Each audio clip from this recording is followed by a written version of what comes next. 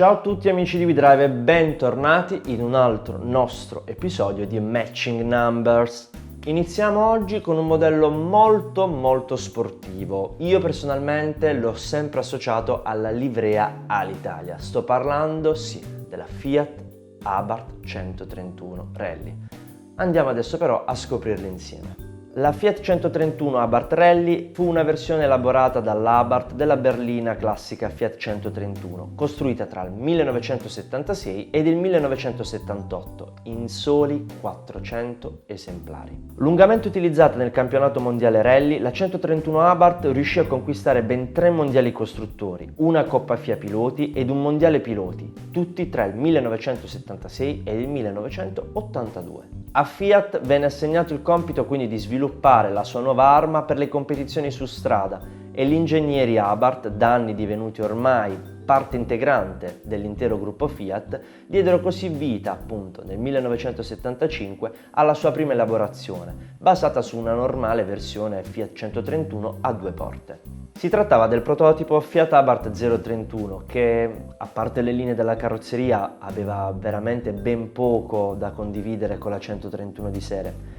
Il motore era un 3.2 V6 della 130 per intenderci, con cubatura però aumentata a 3481 cm3 e sovralimentato da ben 3 carburatori Weber. Insomma, la potenza arrivava a 270 cavalli a 6800 giri minuto e portava la nostra 031 a sfiorare i 260 km/h, grazie anche ad un cambio ZF a 5 marce trasversale. Il design poi venne curato dal centro stile Bertone, ovviamente. Nelle mani di Giorgio Pianta, questo prototipo vinse il Giro d'Italia del 1975 e l'esperienza maturata con esso sarà poi e fu poi profondamente base per lo sviluppo della futura 131 Abarth Rally.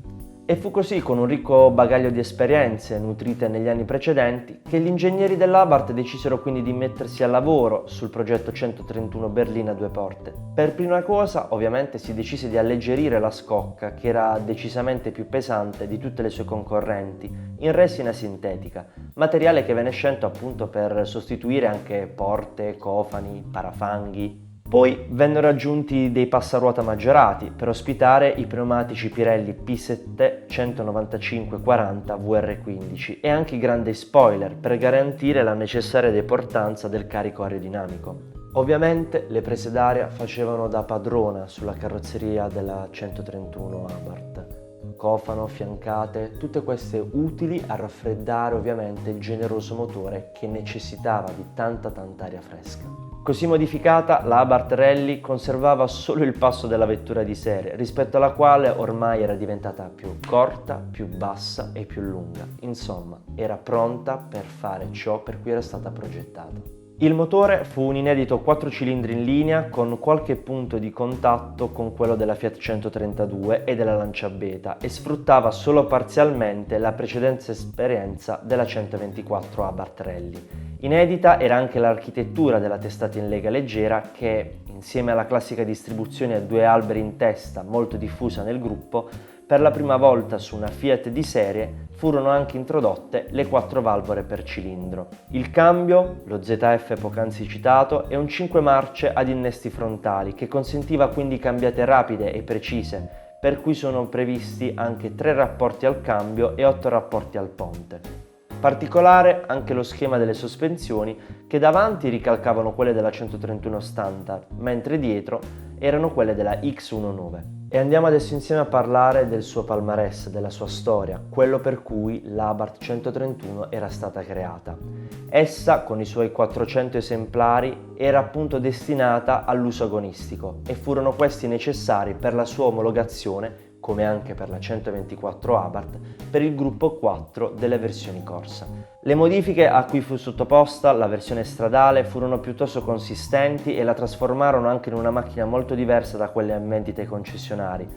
Ad esordio in gara, a soli 8 mesi dall'inizio della progettazione, fu una vettura sperimentale, il 1800 16 valvole, quella utilizzata insomma per la 124 Spider. Solo successivamente poi vedremo questo sviluppo anche con le caratteristiche del 2000 4 cilindri, 16 valvole. La sua prima apparizione però della 131 Abarth Rally Corsa avvenne nel 75 in 2 gare del campionato italiano rally, il Rally 100.000 Trabucchi e il Rally delle Valle Piacentine, dove vinse dopo aver dominato l'intera gara. L'anno successivo fu l'esordio nel panorama internazionale e ovviamente la 131 non fallì questa occasione sull'isola d'Elba, valido anche questo per il campionato europeo, dove conquistò una doppietta con gli equipaggi Allen, Kivimaki, Bacchelli, Rossetti. Il 1977 fu l'anno invece della consacrazione, la 131 dominò nel mondiale, memorabile infatti fu il Rally di Corsica dove 5 131 figurarono nei primi 8 posti della classifica finale e il mondiale costruttori fu praticamente in tasca grazie appunto a queste 5 vittorie stagionali. Notevoli anche le affermazioni nel circuito italiano ed europeo dove la 131 conquistò innumerevoli piazzamenti e vittorie. Si ripeterà poi nel mondiale del 78 innescando una lotta quasi senza quartiere con la Ford Escort RS, che però dovrà cederle poi la supremazia della Fiat, che conquistò ben 5 volte la Coppa FIA Piloti grazie al 2 Allen-Kivimaki e a fine stagione, poi nel 78, anche con Vudafieri e Mannini. Il 1979 è un anno di transizione. La Fiat, dopo aver ridotto il budget della squadra corse, da cui non ha sperato il ritorno promozionale, decide quindi di partecipare ufficialmente a solo 3 appuntamenti del mondiale, uno dei quali dove vedrà la 131 anche vittoriose, sempre con la solita coppia, Allen-Kivimaki. Il 1980 invece è l'anno di Walter Roll. Questi regalerà con la sua 131 prima ed unica vittoria di Montecarlo, dove riuscì anche a salire sul podio con l'equipaggio svedese Valdegard Trutzules. E alla fine della stagione furono conquistate ben altre 4 vittorie e 2 secondi posti che diedero così la possibilità di vincere il campionato piloti, istituito per la prima volta nel 1979 e che daranno poi alla Fiat il suo terzo titolo consecutivo costruttori. E fu così poi che si arrivò al canto del cigno, stagioni 1981-1982. Esse furono appunto il declino di questo progetto. Appagata dai trionfi degli anni precedenti e a causa anche di un progetto ormai vecchio come quello della 131, Fiat decise di ritirarsi dalle corse e consacrare ai rally unicamente il marchio arancia, che stava così preparando con Abarth la vettura che poi avrebbe sostituito la 131 nei circuiti internazionali.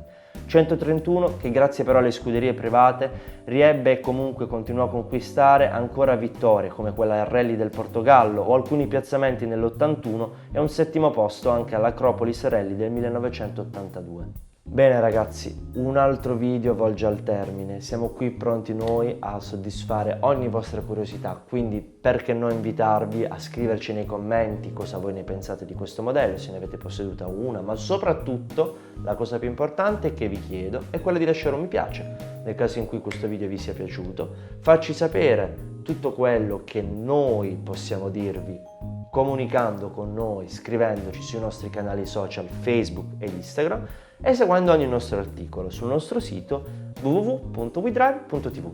Alla prossima!